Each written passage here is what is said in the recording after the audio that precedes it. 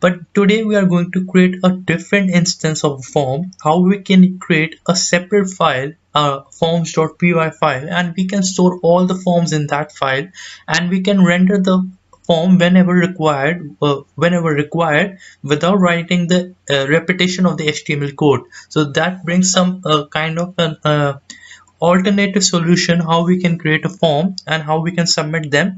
So let's get started with this. So I have few links, so you can have a look at these links.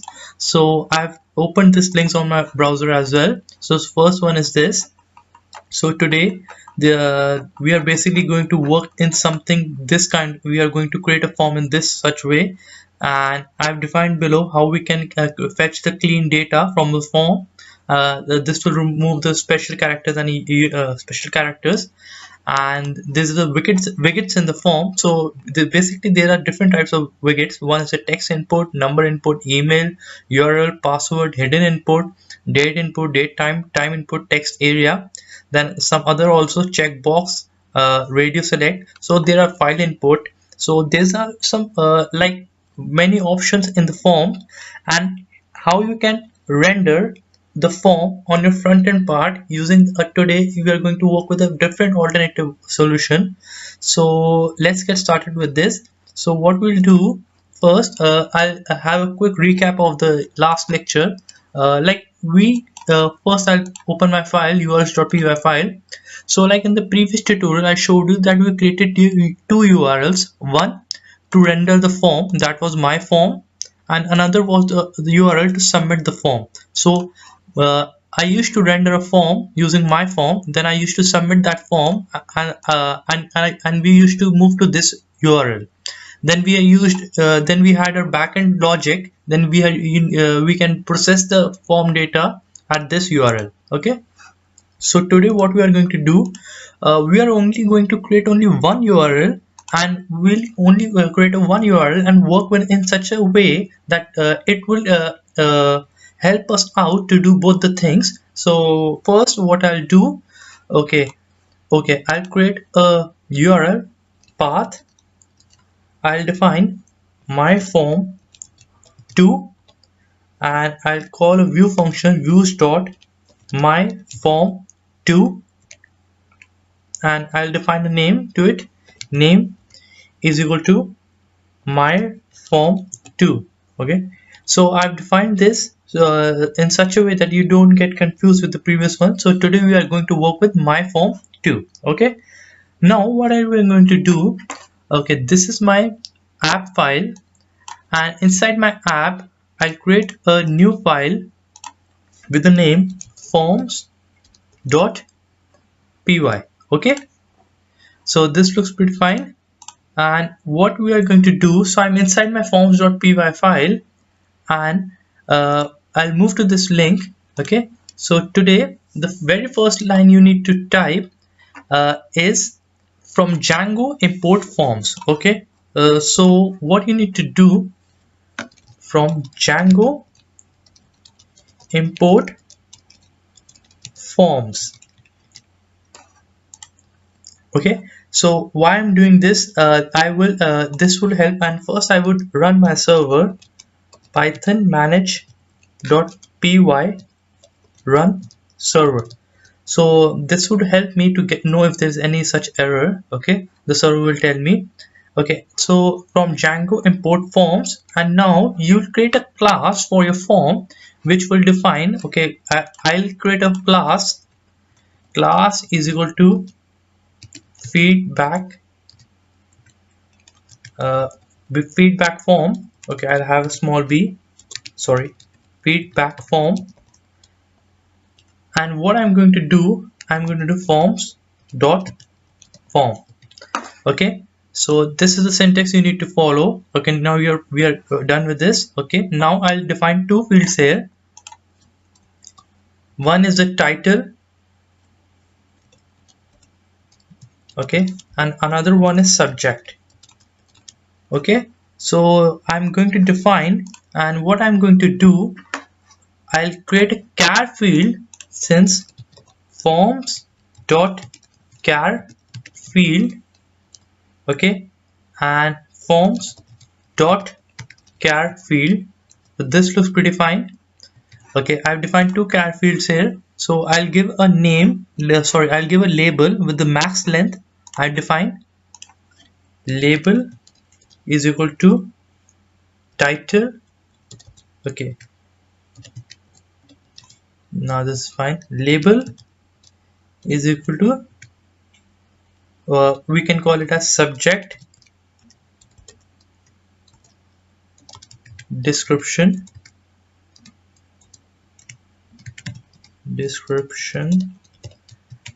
subject description, and I'll define a max underscore length is equal to 50 for this, and in the same way I'll define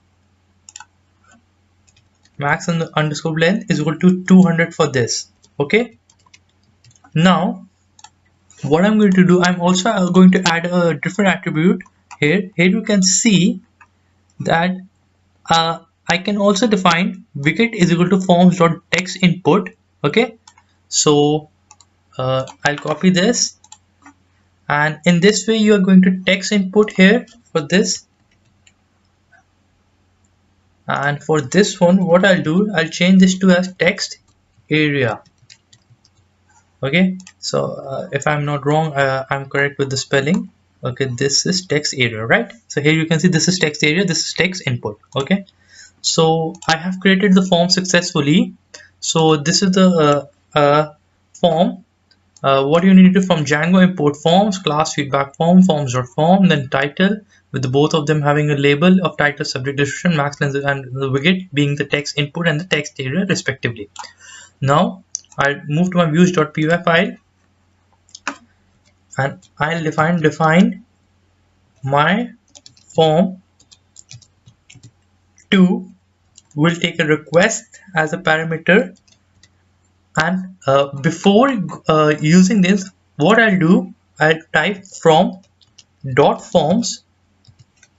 So basically I'm referring to this file from forms.py, import star. So you can import every form you want. Okay, now what I'm going to do, I'll put a if condition, if request dot method is equal to post.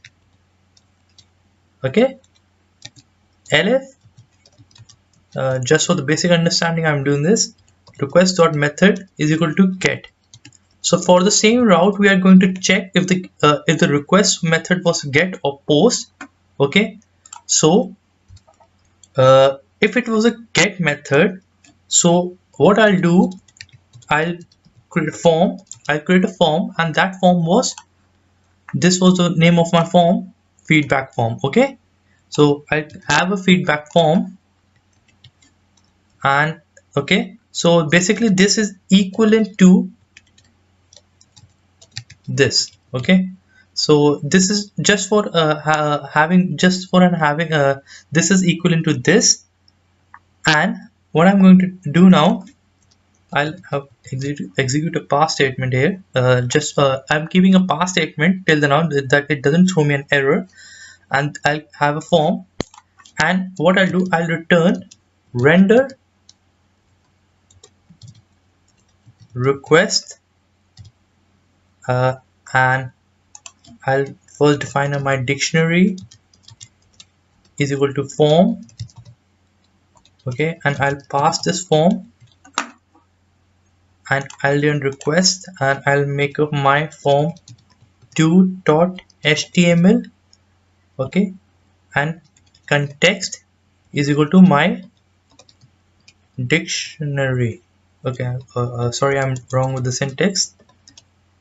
Now this is fine, but right now I have not defined my form2.html. Okay, so I'll go to my templates folder, and I'll create a new file, my form2.html.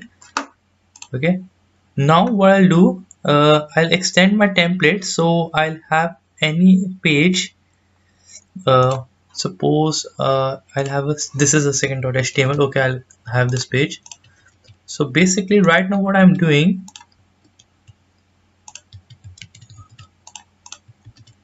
Okay, so I'll change the title my form 2. Okay, what I'll do, I'll create a form. Now that's it. I'll create a form, and now what I'm going to do, basically I had rendered the form. So I'll just, what I'm doing, I'll define the logic when I get to the post method. So define my form too. So if the request dot method is equal to post, till now I've defined a pass statement, we'll define the logic. But if the method is get, we'll create the form. Okay, we will get the form from that class, and then we will render that form to my form2.html using the dictionary. And now simply we'll move to my form and simply type form dot as underscore p. Okay, so I'll restart my server. Okay, now this looks pretty fine, so this should work now. Now I'll go to my local host. So the server has started, and I'll go to my form 2.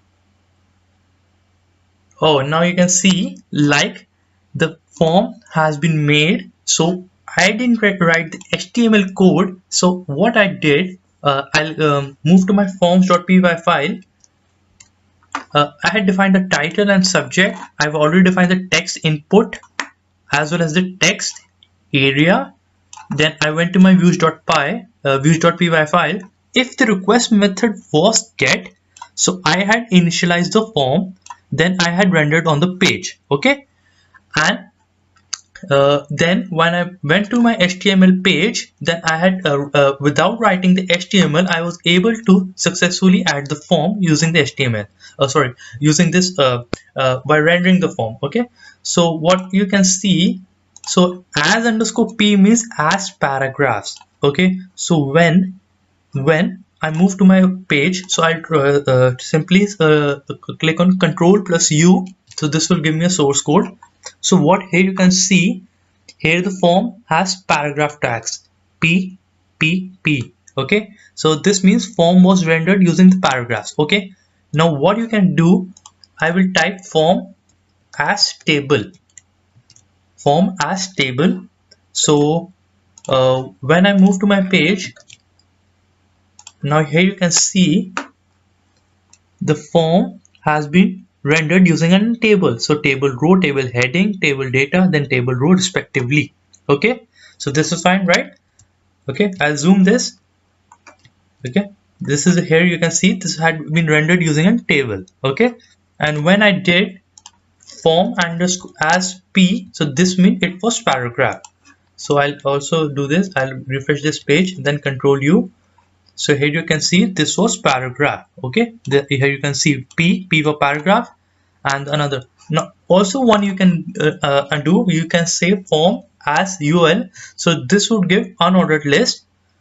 So I'll refresh this page. So you can here bullet marks. This represents the unordered list.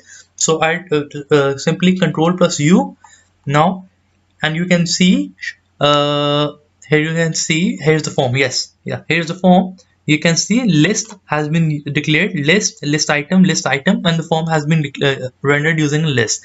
So in the next tutorial we are going to continue with this, and then I will tell you the basic part where if the request method had been the post. So what I'm going to tell you, if the form will be submitted on, so what will happen. So next we will try to style up this form, as well as how we can render the errors, and how we can fetch the clean data, and how we can check the validity of the form. So this would help us really